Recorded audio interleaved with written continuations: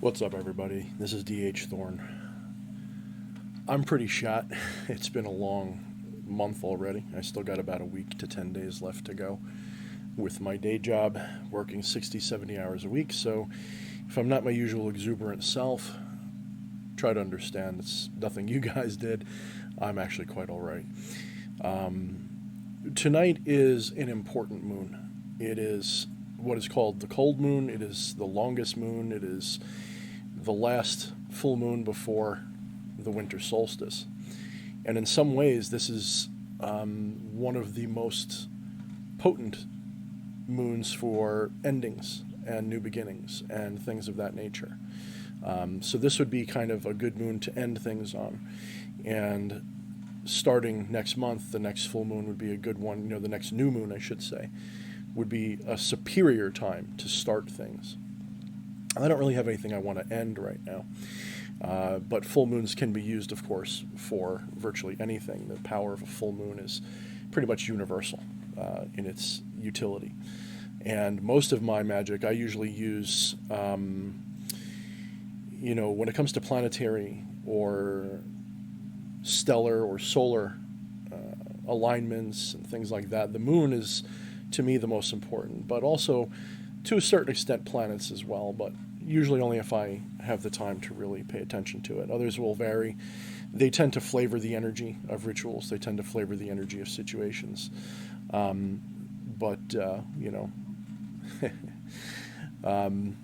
so yeah. So I don't know what I'm exactly going to do tonight. I do have my familiars, which require regular feeding once every month on the full moon. And so I will be feeding both of them tonight, and I'll let you guys see that process. It's very simple.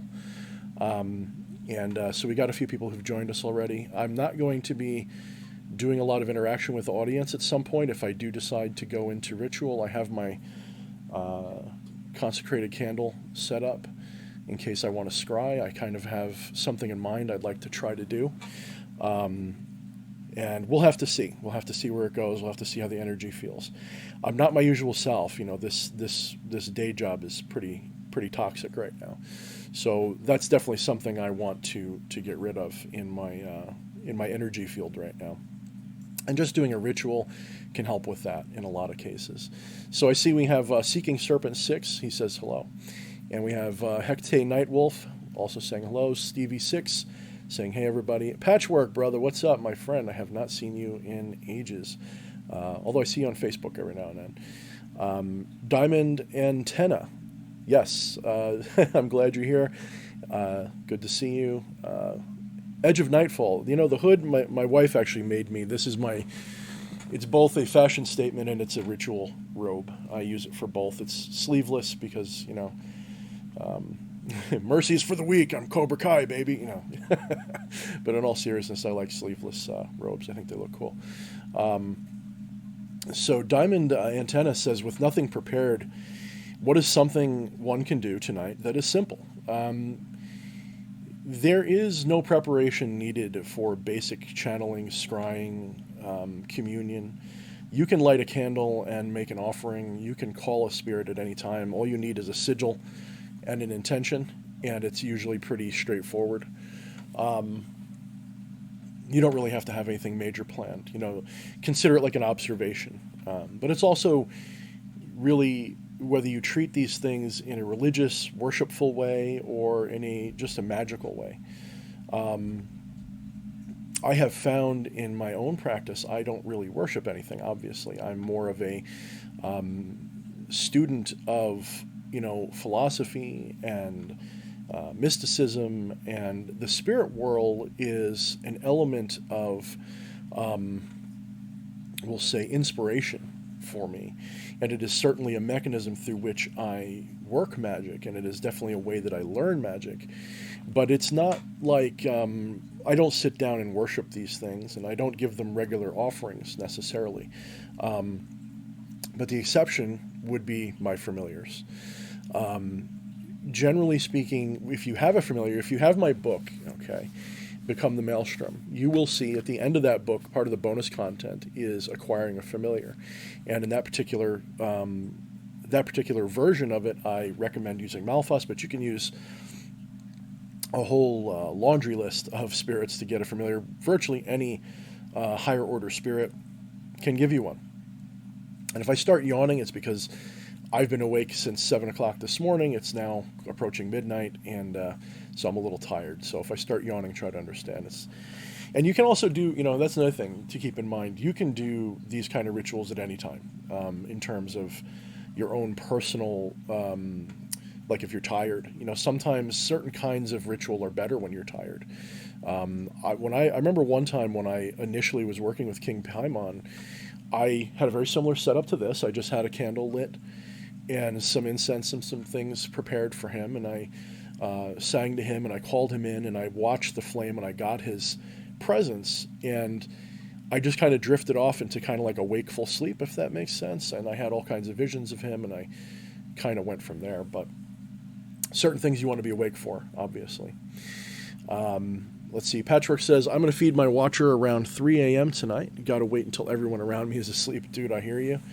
I'm actually kind of, in a way, I'm glad that the family is in bed, because it allows me to just use this, secondary space that I use. I have 2 ritual spaces right now because I have not yet moved into a better place that permits me to have a dedicated room for this. So I have 2 spaces in my home that I use for this. One is in my computer area, another is in an undisclosed location in my home, for various reasons I won't talk about. But you've seen it in video, so it is there. So what I'm saying is that it's kind of cool because since I don't have a specialized room, everyone's asleep on the other side of the house, so I can pretty much get away with what I want to do. But it also means I have to be quiet because everyone's asleep. So this isn't going to be anything fancy, okay? This isn't going to be an elaborate ritual. You've seen some of my more elaborate rituals if you've been watching my content for a while. You've seen I have, evocations of different spirits going way back, different workings that I've done, and that's that. So this is going to be whatever I do, which may be nothing. I may just feed my familiars. Whatever I do tonight is going to be mellow. It's going to be chill, and, it probably won't even be that interesting at some point, but we'll see what happens. This is what I have planned, okay? This is what I sort of have planned, and I have to feel the energy, how it goes. I have been, inspired recently because of a new book that I'm sort of working on. It's on the back burner, but it's one I'm working on, which is part of that Beyond the Goetia series of videos that I did. And what I sort of have the intention of doing is doing my own version of the Goetia from a demonolator or neutral party's perspective, instead of being disrespectful to the spirits using Solomonic methods where you order around the spirits and give them attitude and burn them in cauldrons and all that kind of stuff. It's going to be a little bit more respectful, and it's not that revolutionary a process. In other words, I'm not going to be including a lot of ritual work in there. If I do, it will probably be something that I've already put in other books. But I will attempt to, over the next few months, I'm going to be channeling information about these different spirits and trying to untangle their sources. Because a lot of the times what people don't realize is most of these entities, if not all of them, can be traced back to either a pagan, or heathen entity from different cultures in antiquity that Christians have demonized, or a local folk spirit, something like, I've put it before in other videos, like the equivalent of the Jersey Devil, something or the Mothman. Something like that would be turned into a demon. So someone's asking if there's binaural audio. There shouldn't be. If there's any audio playing, it's incidental. There shouldn't be anything. Let me just make sure I close all my extra tabs. I shouldn't have any audio playing at all besides my voice. So, yeah. So what I was saying is that most of these entities are already found in pagan lore. So the most obvious example would be Baal. And Baal is just a title. It means Lord in the ancient Mesopotamic faith. And there are many Baals. There are many Baals. There is Baal Hadad, Baal Amamon, Baal Amun. There's all these different, I shouldn't say Amamon, but what I'm getting at is Amamon. The Amamon that we talk about in the Goetia and in demonolator circles was, Baal Amun or Baal Amun, and also Amun from the Amun-Ra craze of Egypt. At least according to basic research as well as channeling I've already done. There's connections there. But we have to make sure that when we're doing this, there's something called syncretization in the Catholic Church and in other religions. It's been done throughout history, where different cultures will collide and they'll compare notes about each other's gods, and they'll say, oh, you have the same god as we do, we just call it something different. And the most obvious example would be Greek and Roman gods and spirits. So that's a very obvious one. But we have to be careful when we do that, because we actually can lose something in the process.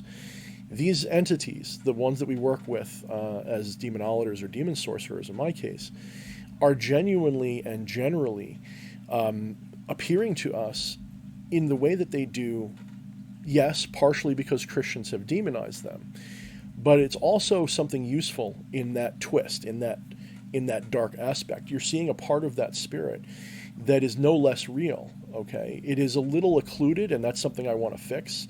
I want to try to go through the Goetia, which is really based on Weier's Pseudomonarchia Demonium. I want to go through that and try to untangle it a little bit so you can find the connections, you can see where these spirits originate. Not so that you can go worship those pagan gods, but so that you can connect to that kind of energy of that entity. One example, again, would be Baal, because if you look at the symbolism of the devil, and you realize that in many Christian minds, Baal was the devil, or at least a name for the devil, as was Lucifer, Satan, all these other names. You see the iconic imagery of the bull horns and well, that's Baal Hadad, okay? And there's actually other Baals that have the horns as well. So you see that they're basically demonizing the pagan faith from Mesopotamia. But that doesn't mean that you cannot work with those demonized aspects. There's kind of nothing wrong with it.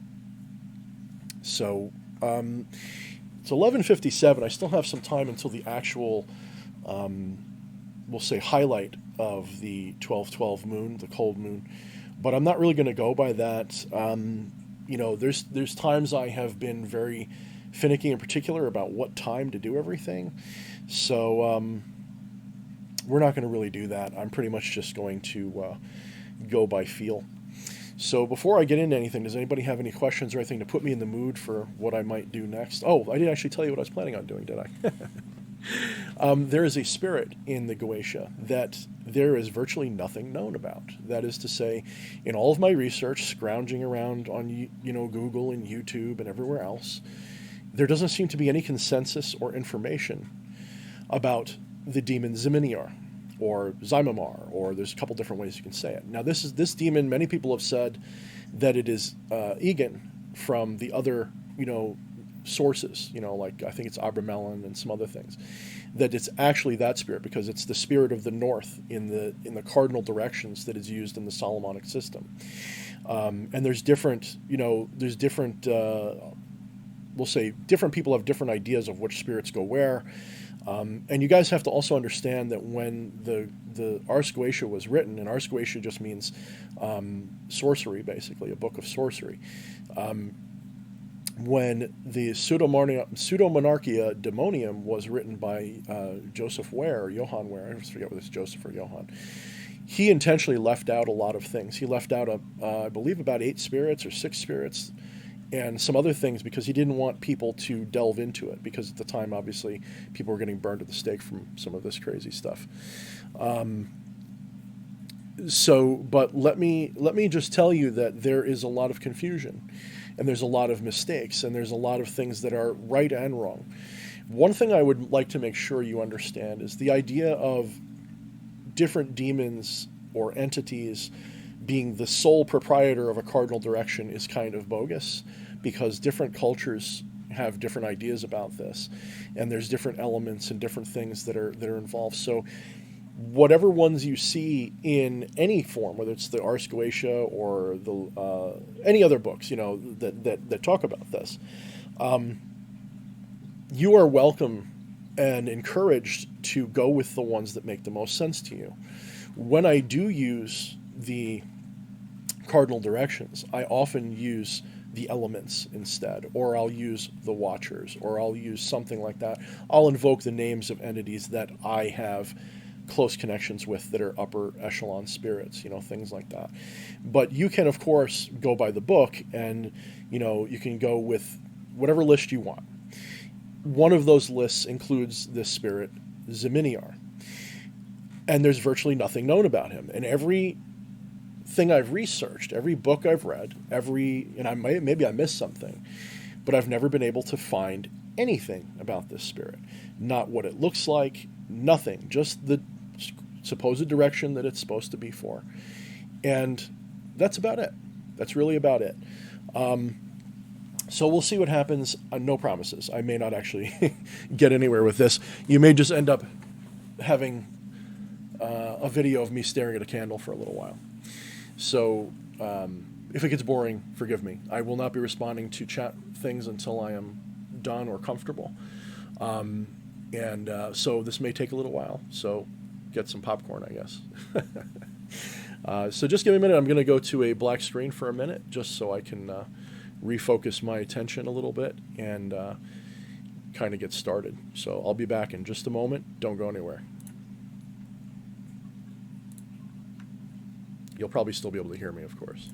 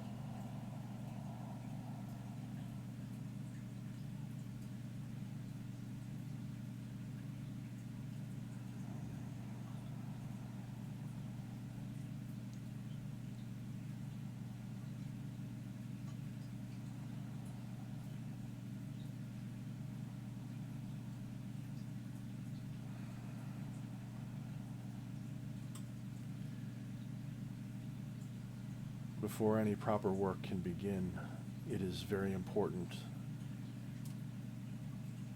that you bring yourself into a trance state. There are many different ones.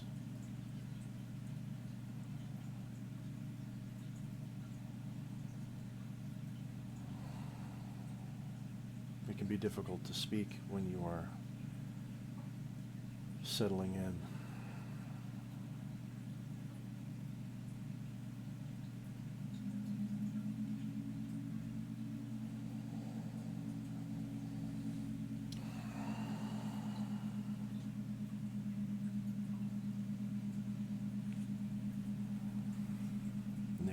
Nicodemus, Nicodemus, gift of Malphas. I call upon you, Nicodemus, to come forth and to receive this blessing and this payment for your services. You are a loyal and obedient familiar, and you have brought to me riches and protection. You have thwarted my enemies, and you have called in many spirits into my ritual chamber. You are my first and my strongest ally.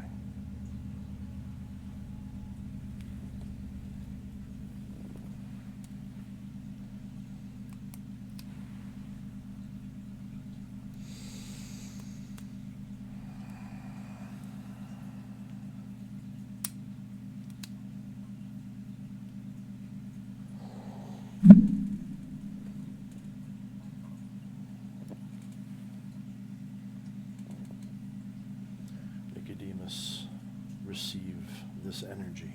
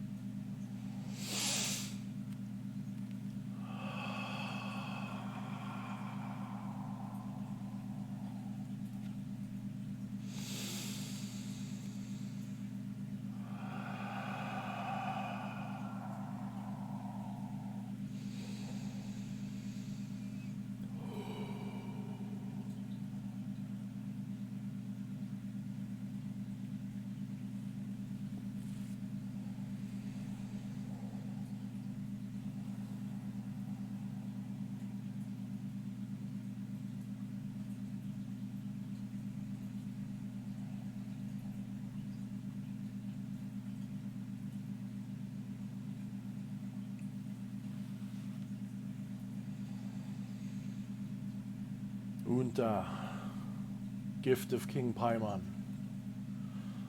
ancient Atlantean scholar, I see you now in my astral temple. I thank you for organizing my thoughts and organizing my knowledge and leading me towards books and manuscripts of great power. Unta, please receive this gift of energy from myself on this beautiful moon, this cold moon.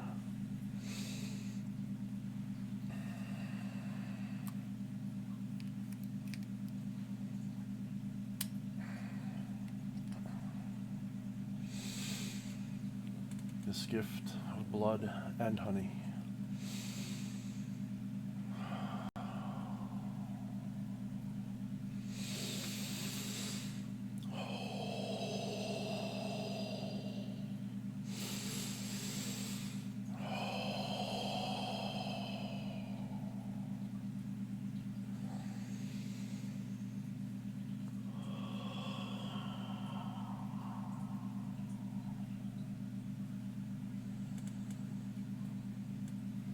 I now send this sigil with its offering into the next world, where it may be received by you, Unta.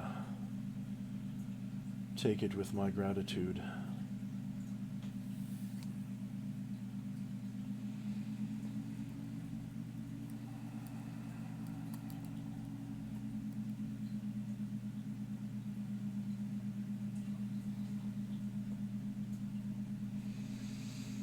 Nicodemus, likewise, I send this offering of blood into the next world through your sigil. Take it with my gratitude.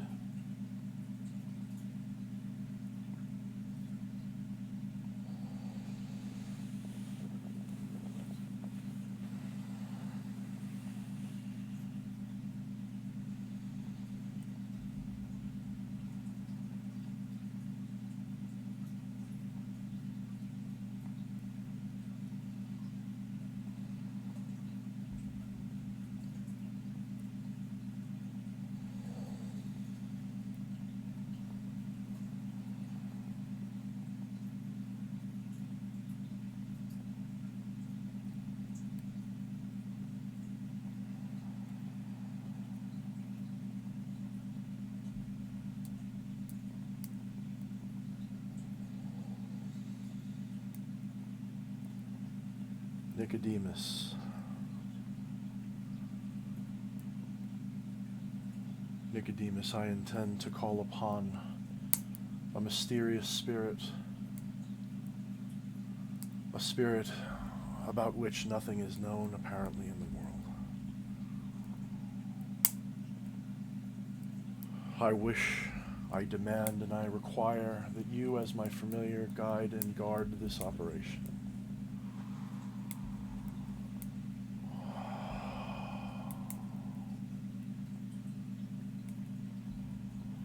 Seek out the spirit Zeminiar. Seek out this entity for me and bring it into this place so that I may know it better. Bring this spirit into my mind, into this ritual chamber. Guide it here. It's getting really cold.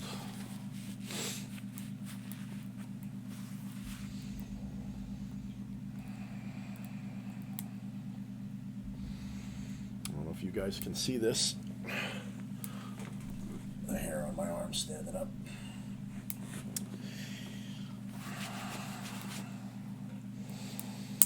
Nicodemus, lead this being into my presence. I wish to have a vision of it.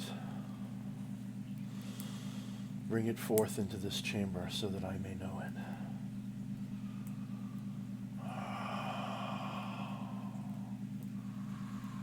What must I do to call it?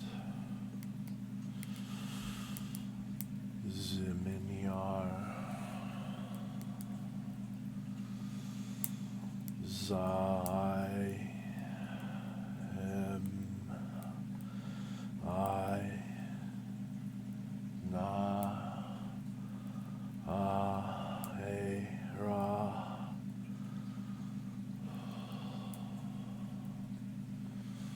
Zeminiar.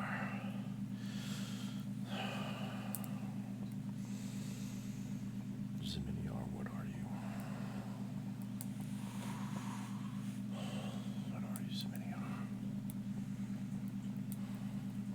Come to me, come to this chamber.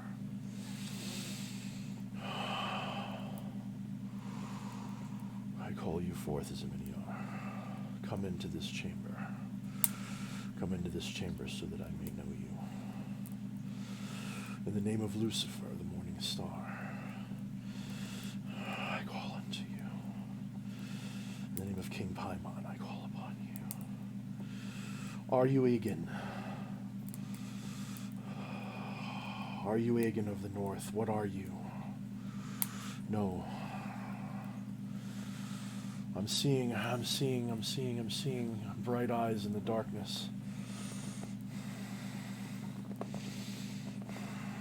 What am I seeing? I see a gout of flame and venom.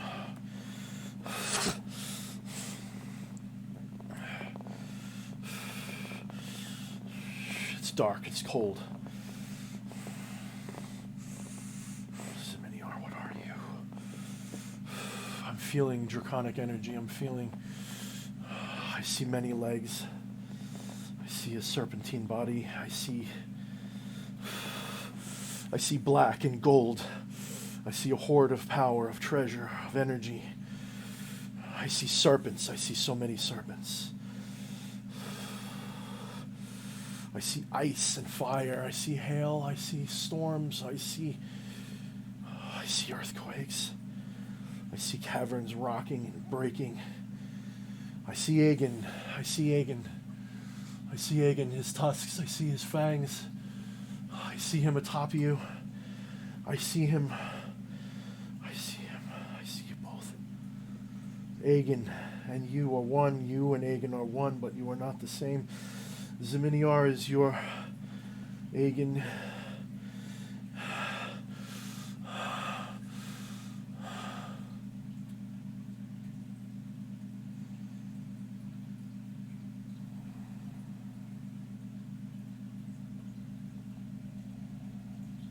A great king from the north. Aegon requires a great mount, a great power and a great force to ride. It is not its master, but they are one, the dragon and the demon Aegon. Zeminiar is a great draconic entity, a force of primordial power, and Aegon rides it. It is a force of rage, something that should never be called upon except in dire need. It is not one of the cardinal kings, but it is a king. It is a powerful entity of the north.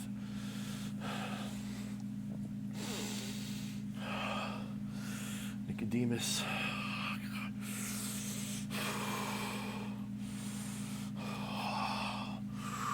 Thank you, Zeminiar, for showing me your true face. Thank you, Zeminiar. It is so cold. But I'm burning.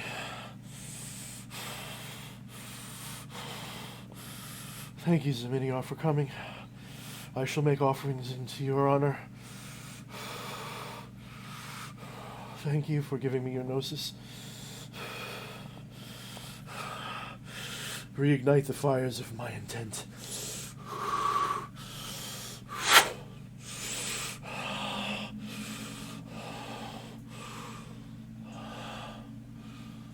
Thank you. Thank you for coming. Thank you for coming.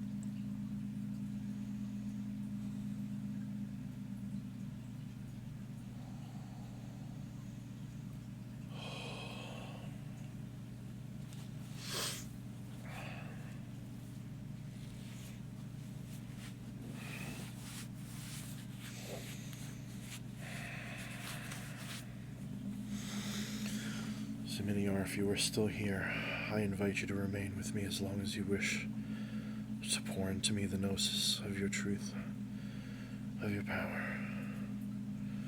I invite you to stay and become part of my workings, part of my gnosis, part of my ascension. Teach me the way of the draconic energy.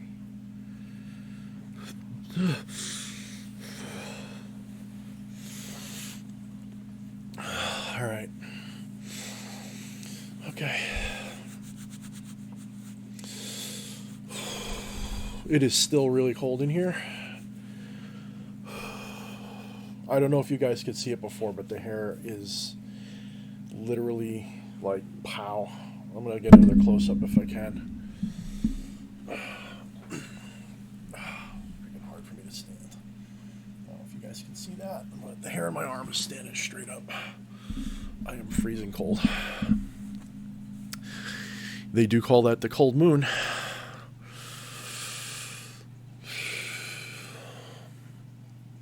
Let's see. Yeah, you can kind of see it. It's standing straight up.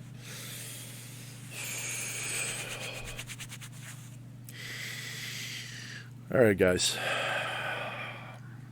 I'm reading the comments again. I'm back.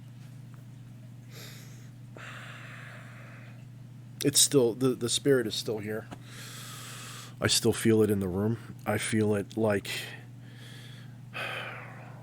almost like the Ouroboros. I feel it almost like, I wonder if that's what that is. That'd be interesting. The Ouroboros. The world's tree serpent. Maybe. Possibly. Maybe. Makes some sense. The Christians would have demonized that entity for sure. They definitely would have demonized.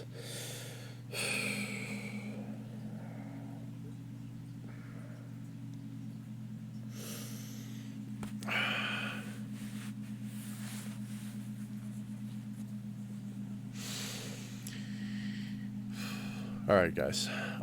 For those of you who are joining now, the meat and potatoes of what I did is pretty much over. It's still happening, but it's not the same. It is more residual. It's passing. It's fading. coming back to my own, normalcy. One of the most important things to do after any working like this is to kind of get normal quick and think about normal things. So tomorrow I have a whole fuck ton of trees I got to open up and sell. For those of you who don't know, I work at a tree and shrub nursery, and this is an important part of what you do. You have to come back down to earth, and as quickly as possible. It's very useful. I'm still getting gnosis and visions, but I'm not trying to stop it, but I'm trying to come back to reality, because dwelling in that place is not easy, and I'm going to have to write down what I've seen and put it out there. Because you guys were part of this, even if this goes in the book, I will make this public at some point, the whatever I write down about it, whatever I get from it directly. Yeah.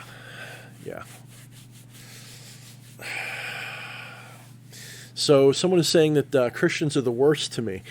Christians, here's the fucked up thing. Christians are, they're a mixed bag. There's some very nice people that are Christians, and there's some douchebags.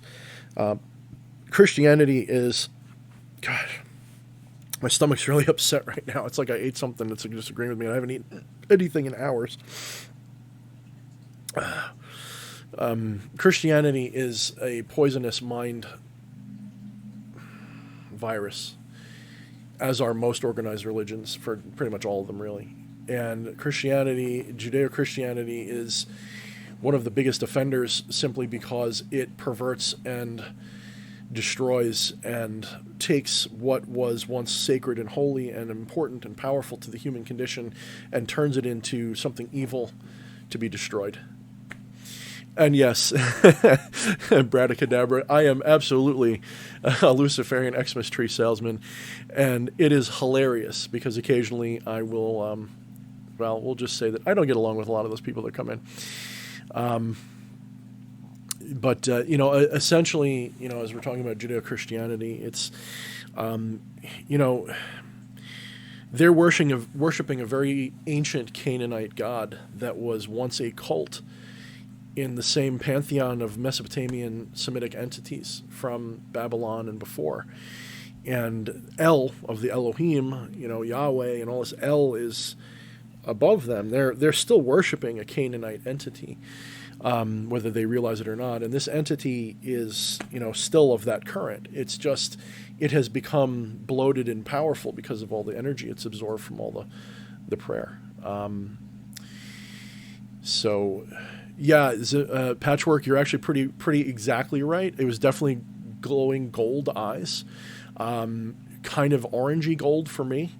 Black scales with gold highlights, kind of like gold hues in the scales, flecks of gold, especially like around the eyes and head. I saw 2 great horns and 2 tusk-like things coming underneath, and I couldn't count the legs. It was like one of those draconic serpent, worms. Worm comes to mind. WYRM comes to mind. Lots of legs and very serpent-like, not very not like a lot of the Western dragons or even an Eastern dragon, although Eastern dragons are very serpent-like, but Eastern dragons are very, we'll say, a mix between serpent and fish in a lot of ways, like amphibious. This was like a worm. This was a subterranean dragon of some kind. But I have the feeling that it does rise up to the surface. I mean, it's a spirit, so it goes wherever it wants. But I saw Egan riding it, and I saw this pit of serpents, big red serpents, lots of them, like Egan serpents, but then other colors too, and like a horde of treasure, and like, not just treasure. I mean, that's probably my own. See, a lot of times what we get when we do this is these spirits will trigger memories that we've experienced, and a lot of times they'll use our experiences from pop culture to fill in the details, because human beings don't really invent things that are completely new. We tend to, like a Lego set, we tend to assemble ideas into new ideas. That's kind of the main method that we do things. And although spirits can give you new information on occasion, it's a lot easier for them to just trigger memories. And so that means the treasure that I saw in the in the vision was not meant to be just like financial treasure or gold doubloons or whatever the fuck. It's meant to symbolize this is an entity that guards a vast treasure hoard of power, a vast treasure hoard of energy, of intention, of Egan is, I'm not even sure I'm saying that correctly because it's just how it comes to me, but I've heard Egan and some other ways you can say it. And I've never worked with Egan before either, by the way. That's actually the first time I've encountered him somewhat directly. That was a very faint, like he showed up and was like, bang, this is what's going on. So now you understand how we're connected. I'm going to have to work with him specifically too. But a lot of these cardinal entities, with the exception of King Paimon, I've now see that King Paimon is absolutely one of the cardinal kings, absolutely, because he has 200 legions, which is quite a lot. There's a lot going on there, but I'll have to do some more scrying and work on that. But some of you probably know all this already, but I'm not just going to read books and go by what they say. I want to work through it and find it all. So as advanced as I am, I haven't worked through all of this, believe it or not. So that's part of it. So where was I? So this treasure hoard is not meant to be seen as finance necessarily, although that's part of it. This is guarding a treasure. This is symbolic of an entity, an energy that is guarding something. And I got the impression that this is an entity that is within, and it's within us, most likely as well. It's probably something that we can conjure up. I don't want to say it's like Kundalini energy, like the serpent winding around your spine, the draconic energy, but it could be. There could be some connection there, but I'm not seeing that directly. But it does seem to be coiled around treasures, and of course the root chakra, very related to survival instincts, which would be covetous of treasure. When your root chakra is imbalanced, you're very interested in money and finance and treasures. You're very fearful of things being taken from you, or you're very aggressive in taking things from others. So there could be some connection there. Some of these things are just ideas that are coming to me now that it's all passing. I'm kind of losing all connection to the hair on my arm's back to normal, by the way. I'm fine. It's warming back up a little bit. So it's definitely a little bit more comfortable. So, yeah. Let's see. Let me read some of these comments now because I kind of skipped out for a little bit. We got the Christian's comment. So let's see. Who did I miss? Miss B. Hi, Miss B. I think I missed you because I think I was just getting into it when you showed up. Carrie's here. What's up, sweetie? I missed you. I hope you watched the whole thing. Hope you're still here. My good friend, Carrie Darkstar. She's really awesome. She likes to think of herself as Martha Stewart, the witch. It's pretty cool. One of my favorite YouTube occultists and people that I've worked with. I have a lot of respect for her. Nina the Mystic, I know you pretty well. How you doing? Greetings from Canada. Divine Spirit Messages. I don't think I said hi to you, but I've noticed you. Let's see. What'd I miss? Aaron Sipe. What's up, Aaron? I guess it was intense. I wouldn't say that was my most intense working. Definitely one of my most live, intense workings. Everything else has been pre-recorded. But yeah, that's pretty. It wasn't bad. It wasn't my greatest. It wasn't my worst. It definitely came through to me pretty strong. Militarized cancer cell. What's going on? Let's see. Patchwork again. From what I've picking up, Zeminiar, I'm seeing a serpent with face. Yeah, we talked about that. Okay, cool. He's still cold, and he's got his heat going on high. I hope be careful, Patchwork. That's pretty cool if you kind of simultaneously did the working with me. That's pretty cool. If you managed to make a connection as well, that'd be really cool. Let me know what you found. April Christian, you should draw him. I might.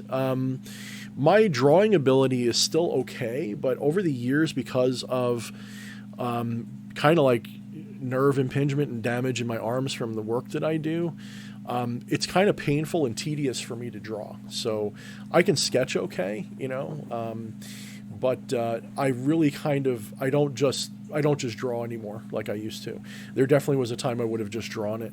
But what I saw was also, the way I see visions are intermittent. Some people have very fluid visual ability. Mine can come and go. It comes in pulses and flashes, and sometimes it'll be like a moving picture. And what I saw, I recognize as symbolic, if that makes sense. So that means everything I'm seeing in this kind of quasi-astral state that I go into, kind of like remote viewing, where it's like, astral is like a full-bodied experience, a visceral experience of your whole, everything.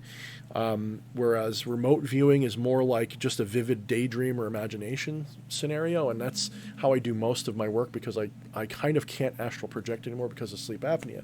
Well, I shouldn't say I can't. I do, but I don't remember it because I basically fall so far into La La Land that I don't get very many dreams, and when I do get dreams, they're very brief. So yeah.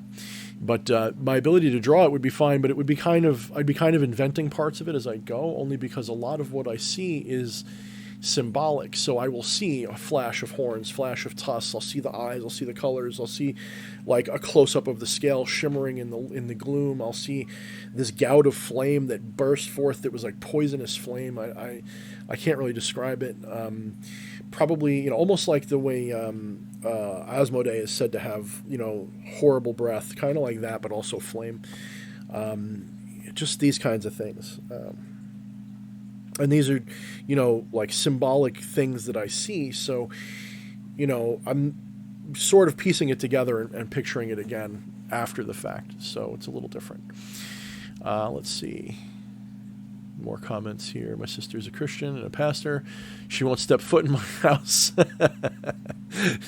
You should meet my uncle. When I was a kid, before I got into magic, really, I was probably, I guess, early teens, before the events in Shadownomicon. I was just into martial arts. I was into meditation and all that kind of stuff that was related to that. And my uncle was a really, really die-hard Protestant Christian. And, like my grandfather was a very open-minded Christian. He was more of like just a theist. He believed in a creator, and he favored the Christian Catholic current, we'll say. But he had sort of an open mind. He believed that God showed himself to mankind in many different faces.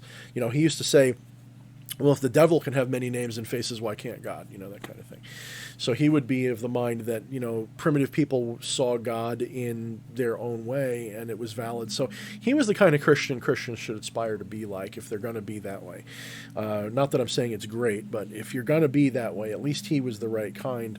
For his he was 94 when he died, so he was in World War II, Bronze Star, both theaters of the war. He was, old school tough guy. But he was also very, when I say progressive, I don't mean in our current terms progressive, but for his time he was very progressive in his tolerance of things and his treatment of people and his beliefs in things. And it kind of instilled in me a sense of wonder. He was really good at that because he'd tell stories from a very spiritual, mystical perspective, a very, awe-inspiring. We'd do stargazing, and the way he would talk, he had these poems he would read, and he would just guide me through these things. It was just very inspiring. I love my grandfather. I wish he was still alive, although I don't think he would really care for what I do. He'd probably disown me. But after what I just said, but I'm doing something a little further than he would probably tolerate. You know what I mean? I'm going full Luciferian and satanic. He would not approve of that. He would have approved of everything else I did up to this point, I guess. Meditation and stuff. So anyway, getting back to what I was saying, I was doing meditation work as part of my martial arts training because I was a whole hog kind of martial artist. I wasn't just some bum who just wanted to learn how to fight people. I was into the spirituality. I was into the Zen aspect. I was into the meditation and all of that kind of practice. So I would buy books and read books on more than just the fighting, but also the meditation. And my born-again Protestant uncle, who was hardcore, real hardcore, he would come at me with, well, you do realize that meditation is a way to empty your mind, and by emptying your mind, you're letting spirits in, and they'll fill your head with evil thoughts. And, I guess if he were to be aware of what I'm doing now, he'd probably think he was right, but not for the reasons he thinks. So, whatever. He was one of those kinds of Christians that had the idea of you have to fill your head with Christian nonsense to keep the devil out, that kind of thing. Everything's evil type of bullshit. So, but I don't want to make this about Christians. This is about, liberation. In fact, that's probably going to be, we'll see what happens. I think the theme of next year for me is going to be taking these demonized spirits and helping the rest of the community who does this in their own way, and I'm going to do it in my own way, to bring them forth into the world and make them a little bit more acceptable and less feared. I had someone recently who's contacted me. They want some work done, and they're asking me what spirits to use, and they want to use these gods and these things, and I say, well, I don't work with them, at least not those masks of that energy. I work with the demonic mask of that energy. And he's like, oh, I don't want to work with demons. All right, sorry, that's what I do. I'm not going to work with these other ones. It's just not what I'm into. With some exceptions, by the way. If you go back far, like Sumerian gods, I'm fine with that, to a lesser extent. But I also found that when I deviate from this demonic path, it's not as clear for me.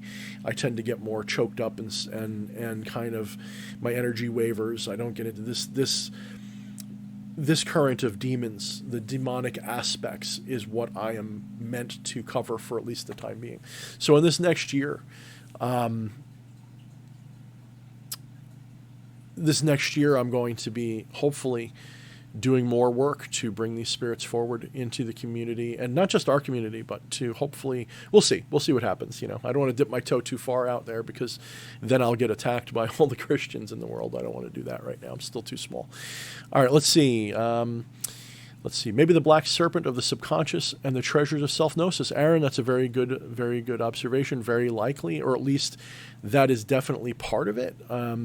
Most likely, because I definitely got an internal feeling from what I was seeing. It wasn't just an external thing. It wasn't just there's a demon that's in the direction of the north and it's, whatever. It was, I felt it coming out of me as much as coming into me. I felt it like swirling in and out. So you're definitely onto something there, I think.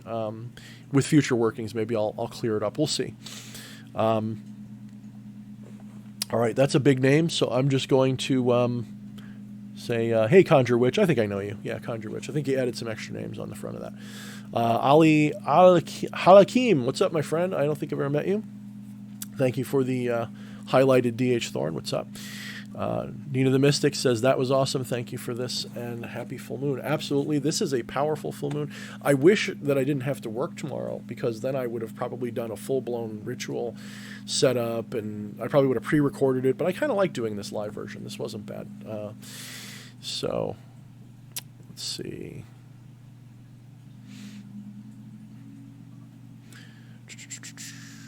I don't know why I'm able to pick on energy, like, even though I'm not there in person, just watch. Well, because, Patchwork, what you're watching, when you're watching a video of something like this, or a performance, it doesn't even have to be real, by the way, although it helps if it is. You are, your own essence is either empathically or telepathically or whatever. It's vibrating along with what you're seeing. So you're very sensitive to energies in a room. You're very sensitive to things like that. So you're probably getting, you're probably attuning to the same vibration that I am, because you're just inspired to do so. And I wouldn't be surprised if the spirits are inspiring you to know them as well. I got the distinct impression it wanted to be known. So, that there is that. Let's see. The male Miss Vicky's. I thought it was early morning. I looked outside. The moon is nice. How can I find Jesus? I don't know. Lots of ways. I'm sure this is the wrong channel for that. Speaking of Sumerian gods, I'd recommend working with Marduk. There's probably that. I haven't really gone through the Necronomicon the way I would like. I don't believe in rushing the Necronomicon. I don't believe in, some people will read it and, work through the whole thing in one night, and they don't seem to have gotten anywhere with it. They kind of just do what they do, and it's kind of whatever. But it's meant to be a path working, and it's meant to change your life one step at a time. And working with the 50 names and all that stuff is I guess it's not required to do the path working first. But I'm not really deeply attuned to the Sumerian current, if that makes sense. It's definitely what I'm interested in, just like the heathen current of the Norse. And the only currents I really don't like are the Greek and Roman pantheon. I'm really not into that. Like, whenever I start to research it, I feel like I'm in history class, and I'm not into it. Egypt, though, I love Egypt, and I love Babylon, and I love Sumeria, and I love other things. Like, I love, Atlantis and stuff like that. I love trying to scry and find that more. Let's see. So the male Miss Vicky says, a demon come in you? I don't know what you're about there, buddy. But yeah, that's kind of a block move right there. Bye bye. Remove. Bye bye.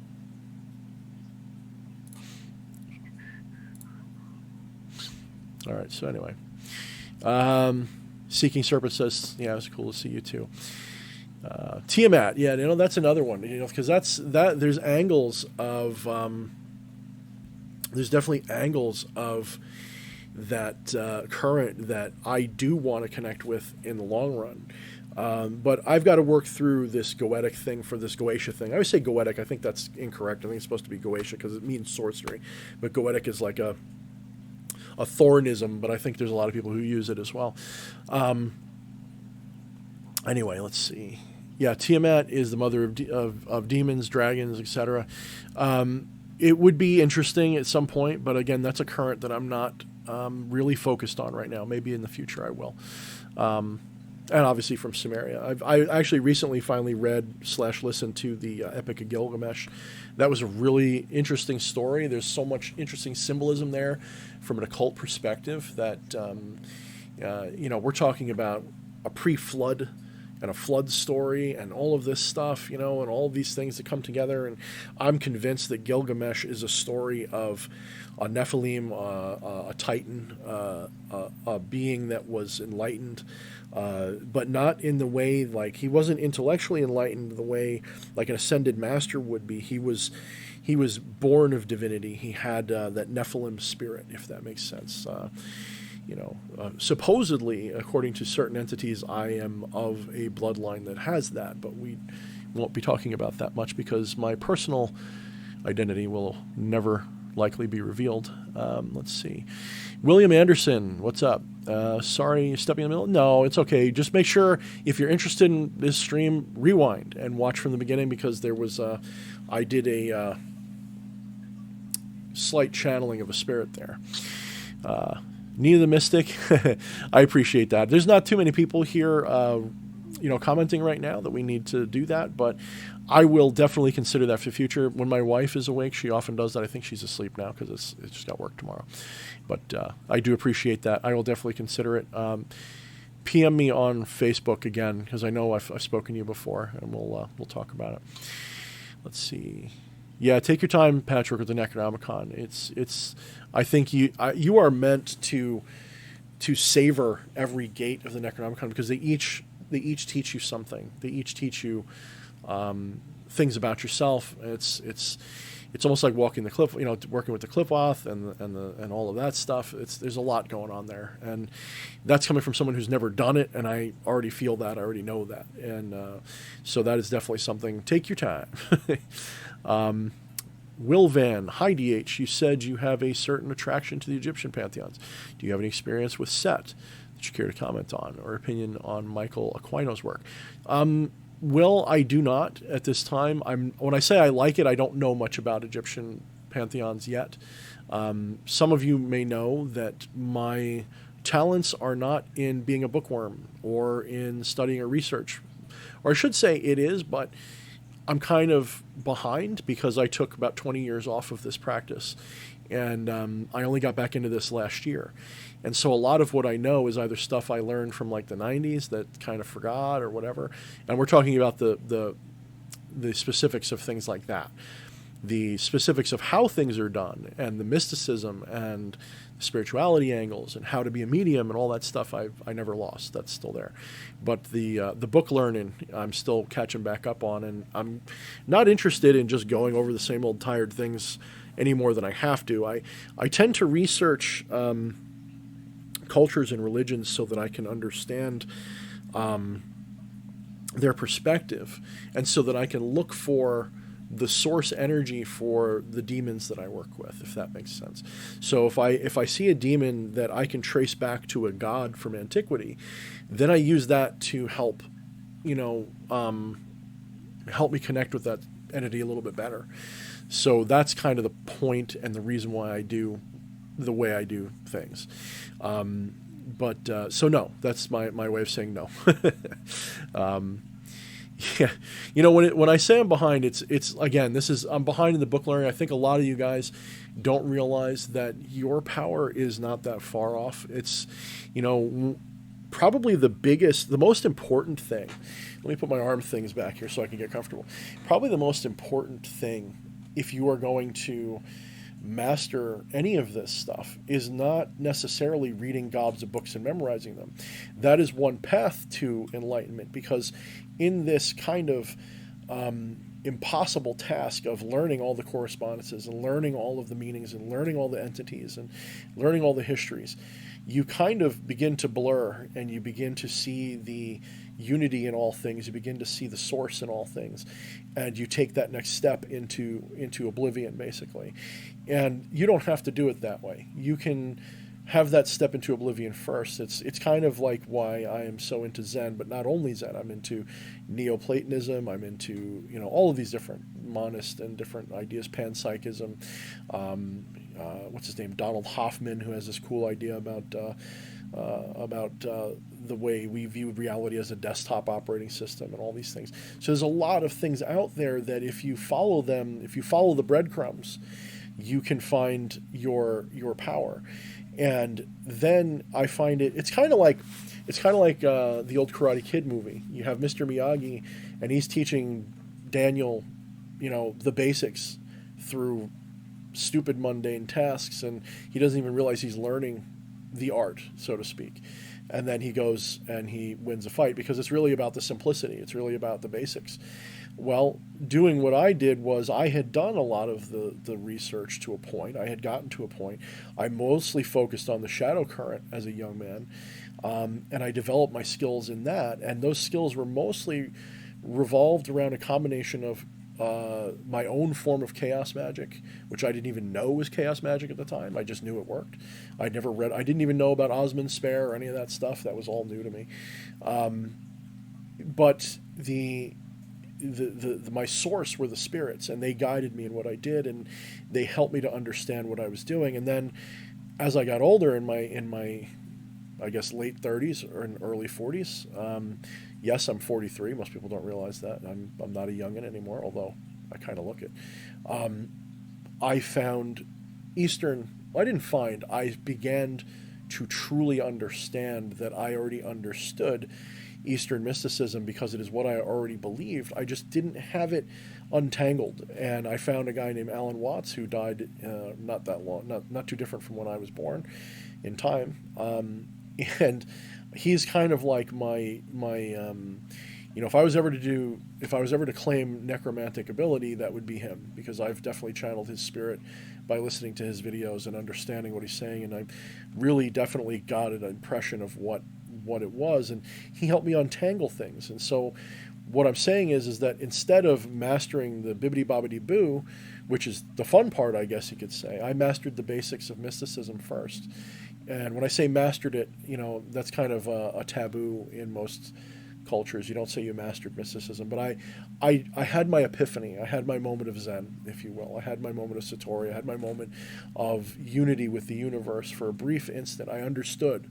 Like, I really understood. It wasn't just like, oh, I've heard this. No, it was I drew back and I began to see everything as myself for a moment. It was really, I had ego disillusionment, kind of like what you'd have if you take the right psychedelics. And I was gone for a moment, but I was still there, but I was gone. I understood that was just a mask that I wear, this person that you're talking to, that I'm talking right now. So when I had that moment, then I was an atheist at that time. But then it started to occur to me, well, this could be where everything comes from, including, spiritual things, and, literal spiritual things, not just in the broad category. So that opened me back up to it.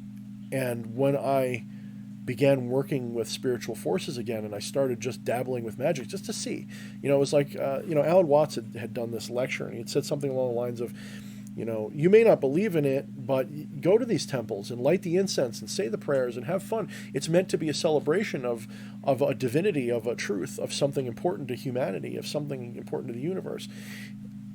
And so I did that for fun. I said, you know what? I really enjoyed the demonic current. Let me play with it again. Let me put on the trappings again. Let me become a demon sorcerer again.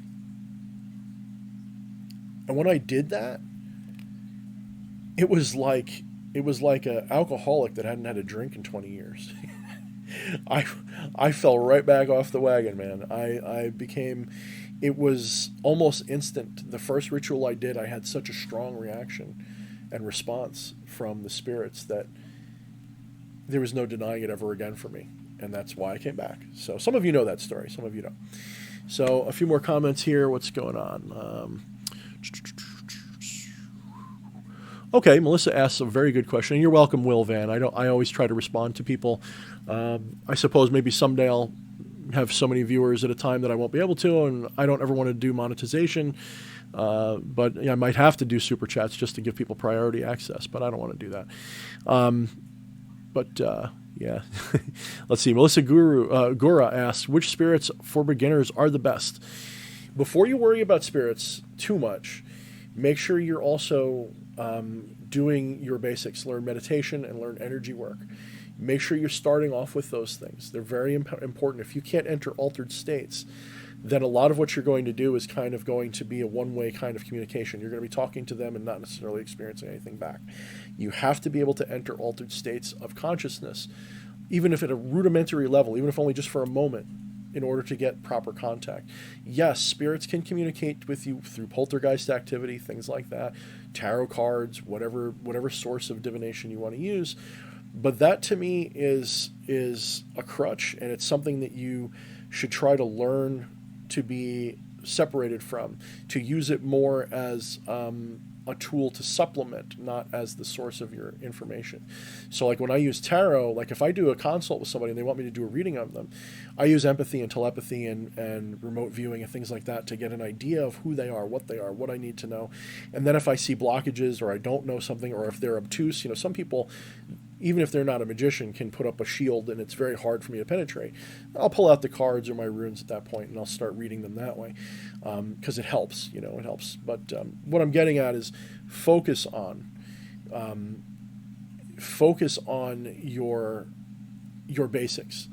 When it comes to a spirit, it's really not that much different than what Christians do. You set up an altar, you say your prayers, basically, although I wouldn't call it prayers, they're more invocation, evocation, intonation, things like that. You do your ritual work, and you get your results. And the best ones to start with are often the most popular. It depends on what current you want to work in. If you want to work in a demonic current, then obviously look up the demonic entities. Probably, in my book, Become the Maelstrom, I recommend that you begin with Lucifer. Lucifer doesn't do things for you, though. Keep in mind that Lucifer, I'm sure some people have different experiences, but in my experience, Lucifer is not the giver. He is not a provider. He doesn't make things happen for you. He reveals yourself to yourself. He reveals things to you. He teaches you. He guides you. He'll put challenges in your path, and he'll show you how to clear them and things like that. You don't go to Lucifer and say, I need a car. It's just not going to happen. If you go to Lucifer and say, I need a car, he's going to confront you about why you feel like you need to ask him for a car. He's going to teach you to be stronger. He's kind of like, if you like the Conan universe, the from Arnold Schwarzenegger Conan, the Howard stuff. He's kind of like the god Crom. He prefers people who serve themselves, people who master themselves, rather than people who beg for things all the time. So Lucifer isn't very keen. He's very keen on liberating you, and part of that is liberating you from your weakness. The next one I would recommend will be probably King Paimon. He's definitely one of the most friendly. He's not the only one, but of the ones I've worked with, he's definitely one of the easiest to start with. He's very eager to work with people. A lot of people didn't like the movie Hereditary, but I'm convinced that movie was created and done and inspired by him, darkness and all, to get as many people interested in looking up his name, finding out about him, and coming to him as possible. Some people don't like that because they think it was disrespectful to him. He's laughing about it right away. I love the movie. I thought it was so dark. That ending was so great. But my point is that King Paimon is an easy entity to start with. But there's others. It really depends on what current you want to go into. Marbas is another easy one to start with. Vine can be okay. He's a little abrupt, but he's easy to start with. Most of the kings are either, some of them are harder, like Asmodee's harder. You know, he was actually a demon for many cultures. Is Ashmedeva. He was a demon of the cistern. He was in the story of Solomon's temple and all this other stuff. He's been there for a long time as a demon, but I believe he was also a goddess called Ashima, which was a goddess of fate who was symbolized by a shaved, I think it was a shaved sheep or a shaved something like that, a ram or something. So that's partially where he gets his ram's horns. He's a little harder to work with unless he calls to you, because some people have found that he can be really, really friendly, and others have found he can be difficult. To me, he is, he shows himself very much like the visions I've had of him when I've encountered him. When I encountered him in my remote viewing space, was in like a cistern, like in the stories, and he was reclining on this bed of ivory or something, and he had this. The only thing I could describe it would be like a succubus or like a temptress demon type of thing. Bending over and filling a goblet of water for him, and he was constantly drinking from this. Like he was just so thirsty and couldn't stop drinking, which I found out later is part of the lore from the story. So I was like, whoa, that's pretty cool. That was a pretty cool moment of validation there, but it was pretty interesting.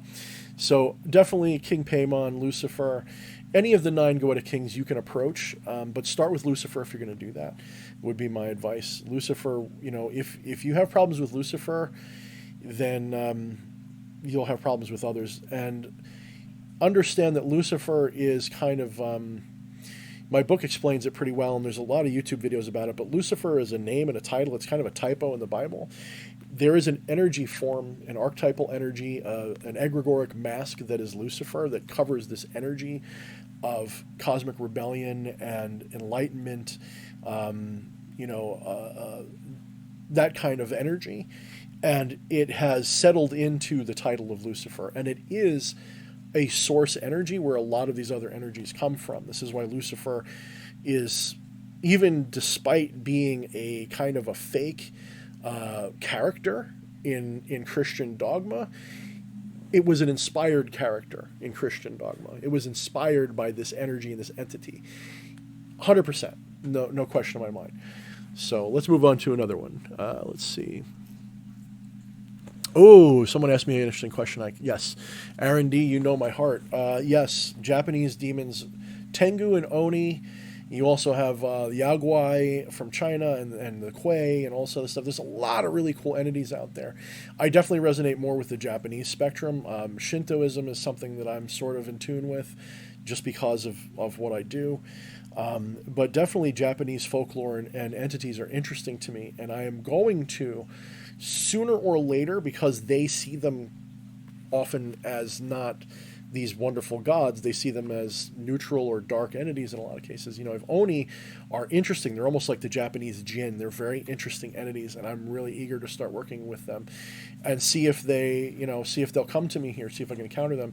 The Tengu in particular, because I have such a close connection with Malphas, which is a crow spirit, will probably be something I touch on. I've always loved ninja too, so for those of you who know anything about the lore behind the ninja, they do believe there's a connection with that.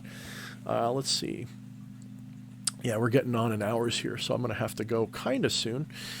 Let's see. Aaron says, you're 43. I thought you were 35 at most. If I shave this off, you'll think I'm 22. But I don't age much. Maybe it's all the vampirism I used to play with when I was younger. DH, what is your description, interpretation of pathworking? In my book, I actually kind of made an error calling the last section pathworking, because I didn't really set it up as a pathworking. And one of the people who read my book pointed this out to me, and I was corrected on it. And this was something that I had to get in touch with. I had to understand what I was doing wrong. Pathworking is, well, it's kind of like what it sounds like. It's a predetermined course of ritual, of meditation, of activity that helps align you with a certain current or align you with a certain self-gnosis or other gnosis. So, for example, in the Necronomicon, you have the gates of the Necronomicon, and each one of them is meant to help you understand something about yourself and the universe better. And it's a path working because you're meant to go through them in a path. You're meant to go through them in a sequence, and they will enlighten you, basically. That's one way to look at it. But there's all kinds of different kinds of path workings. You can path work a lot of different things. You can create your own path. Your own path working is my understanding of it. And I don't really get too big on mincing and splitting apart terminology, but that is how I would understand that term going forward. If you don't know, is if you're looking for a path working, you're looking for a way to work through entities or work through a system that will, at the end of it, change you completely fundamentally. You could say that in my book, the path working section is a kind of path working, because I have you begin with Lucifer, and then you work with the 9 demonic kings, and you learn step by step, because you're not supposed to do them all at once. You're supposed to go through them preferably like once a month or something, a new entity, so that you can spend some time to really learn them. And by the time you're done, you're fully initiated into this demonic current, this infernal current at the end of it. It's just one possible path, though. There's so many, don't just do what I say. I even say that very strongly in the book. This is an example. You can insert whatever pantheon, whatever entities you want into it. Let's see. It's a demon glamour that keeps us sexy. Damn right. It's my dark will. Let's see. When will the next cold moon fall on? 12/12. I have no idea. I guess I could look it up, but I don't really keep the best records of that stuff. I just kind of, I go through apps and I say, what's the next full moon? Oh, snap, it's going to be an important one. And then I think of something to do.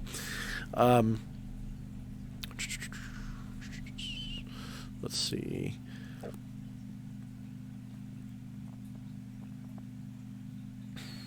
Diamond Antenna, I don't know if you missed it, but I did cover that question.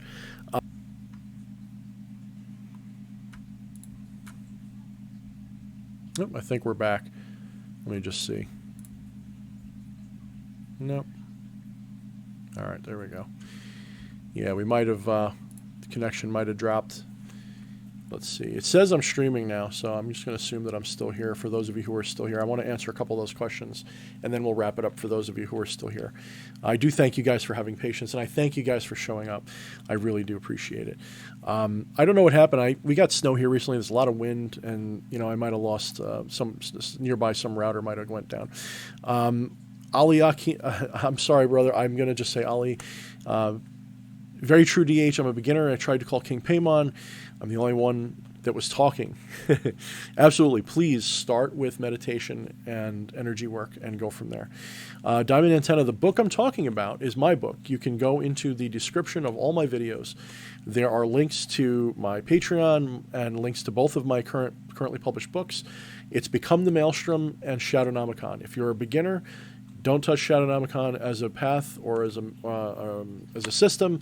You can read it, you can enjoy it, but I wouldn't touch that till you get a little bit of work under your belt, so you know what you're doing a little bit.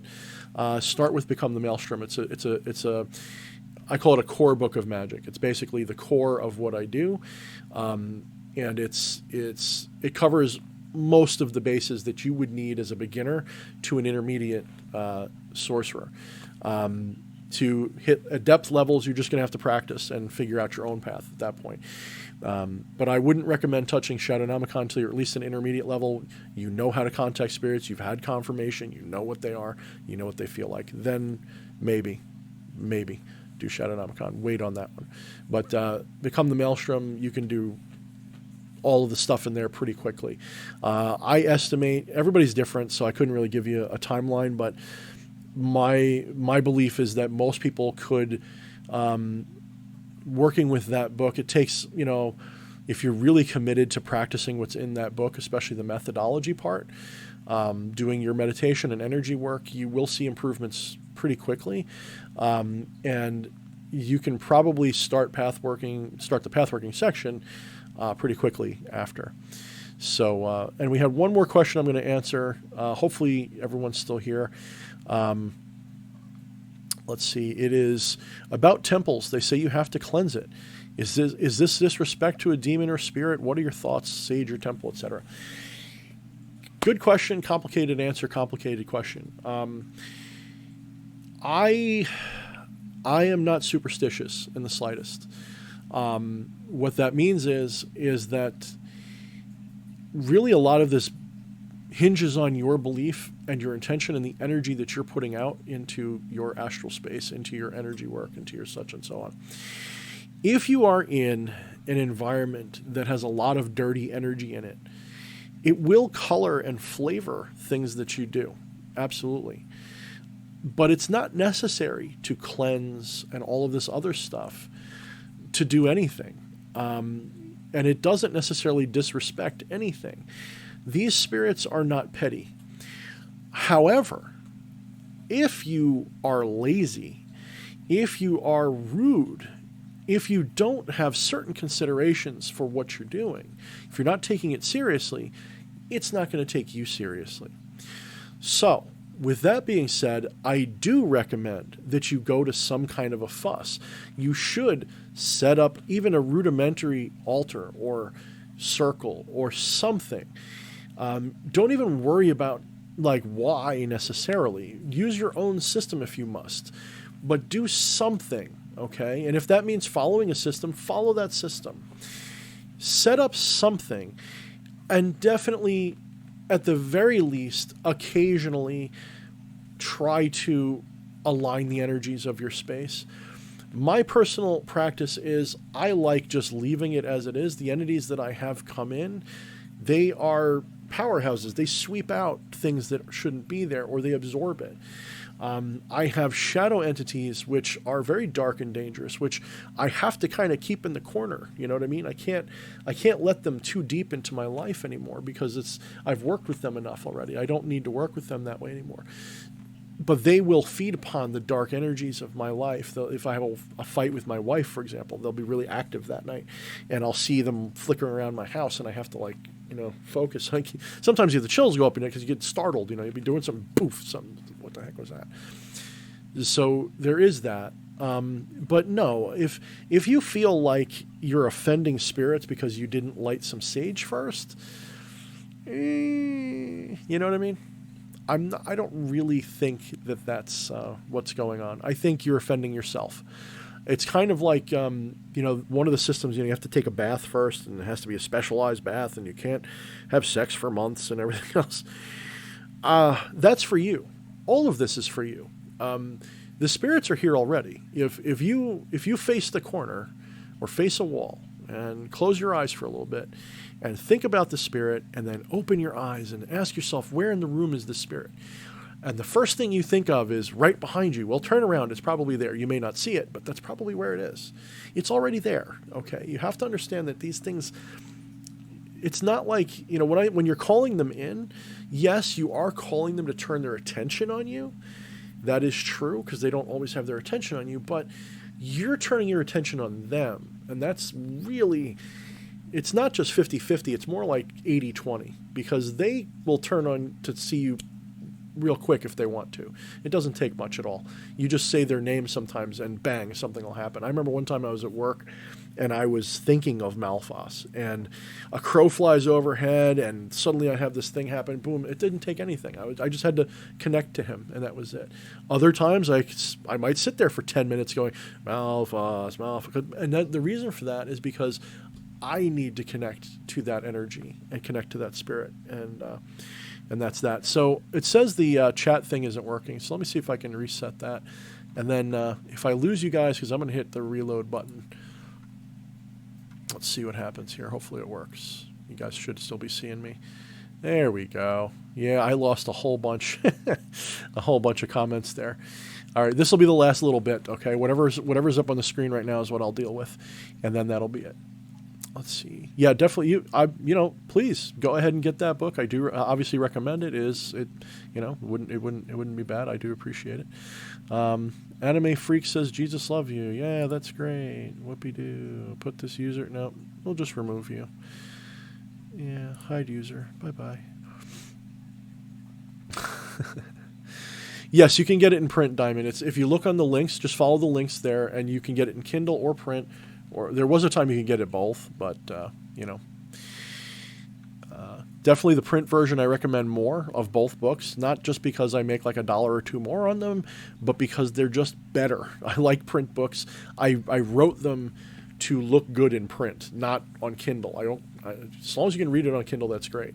I wanted it to look good in print. So it's designed. It's got 2 columns. It's a decent, size. It's a thick, heavy book. I don't have one next to me, or I'd show you. I have Shadownomicon here. So this is Shadownomicon, but, it's not that big. But somebody in the chat definitely will have a copy of it and can tell you in the chat that it's a pretty decent-sized book. Become the Maelstrom. All right, so last question, Conjure Witch. Is it true that King Asmodeus is my matron goddess Lilith lover, or are they married? I wonder, blah, blah, blah, blah, blah. What's the whole thing with Lilith and Sam? I don't know. So a lot of that stuff is mythological in the sense that it's not necessary to delve into it that way for everyone. If that helps you connect to them, to think of them as beings that can be married and have kids and all this other stuff, you're not wrong.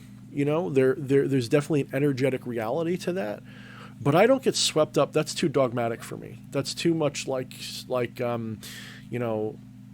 treat it as a metaphor, treat it as a symbol.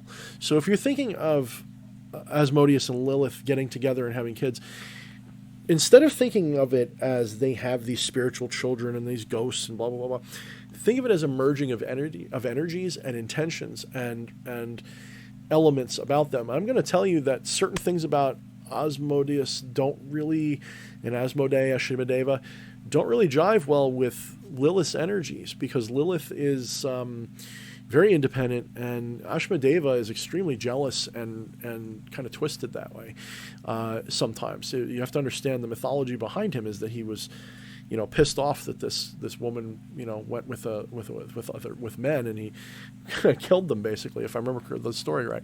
So that's just kind of, I don't think Lilith would take too kindly to an entity being so possessive of her. And I'm not saying Ashmedeva is possessive, but that is the energy that is associated with him.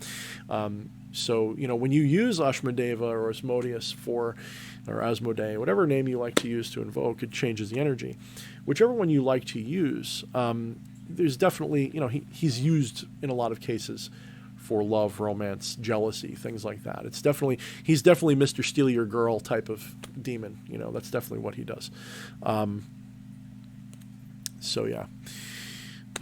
Let's see. Yeah, I guess that's going to be it. In demonology, there's a banishing and cleansing rituals. Yeah, there's all that. And my book has some of that as well. There is the align and clear method, which I've used. Sometimes I skip it. Sometimes I use it. It's just, in Thelema, I guess, the Golden Dawn, they have, the true lesser banishing ritual of pentagram, which you ever watch them perform that, you really get an idea of what's really going on. It's an assertion of your God form, an assertion of your power over the space that is your ritual space. And you can see, like you probably saw when I did my ritual, I actually began it with a little sigil work in the space above the candle. That was actually meant to, I've already done this so many times here, it's kind of like worn a rut in the house. So all I have to do is invoke that briefly, and everything gets set to be my space. So essentially, I'm visualizing that, and I do that, and I see, bang, the energy blows out from that spot, and my ritual space is cleansed, basically. And it's not cleansed in the sense I'm pushing things out. I'm aligning things with my intention. The energy remains. Even the bad things stay here, but they go, okay, I'll do what you say. Yeah, that's kind of how I see it. But everyone's got to be a little bit different. All right, guys, I am going to have to call it here because I still have to work tomorrow, even though I have a delayed entry for myself. I asked my boss if I could come in late. He was actually nice about it and said yes, so that's why I was able to do this. I really appreciate you guys coming in. If you want to support my work, make sure you like, make sure you subscribe, make sure you comment, make sure you share. Check out the links in the description. I now have a Patreon page, which that's actually going to be really cool, coming very soon next year. In December and January, I'm going to be starting a mentorship program. There'll be a limited entry, so if you're interested in that, you might want to at least bookmark the page and keep checking on it. You might want to consider supporting me on Patreon now, because I will be releasing things there early. I don't believe in paywalls necessarily, so I don't like to be, I've got all this hidden content on Patreon. I don't want to do that. Rather, anything that shows up on Patreon will eventually filter into the public stuff that I do. So go there if you want to see that stuff and consider signing up. And of course, I have my books, which is kind of my bread and butter. Most people who like my work go and buy my books. And you get something for it, which I love that. Like, I hate just saying, send me money. I don't want to do that. I want you to get a book. I want you to get a thing. I want you to get something useful to your life out of what I do. So next year will definitely be more coming to Patreon. I will actually also be, as soon as possible, it's going to be a little bit of a work in progress. We'll have to see how I do. But I'm going to be creating video instruction courses for Patreon as well, which will be a tier in between what's there and the mentor program. So we'll see if you're interested in that stuff, but no pressure. Okay. All right, guys, thank you so much for coming. And if you guys have any other questions or comments, you can send it to me on Facebook. All the links are in the description. And thanks. We'll check you again soon.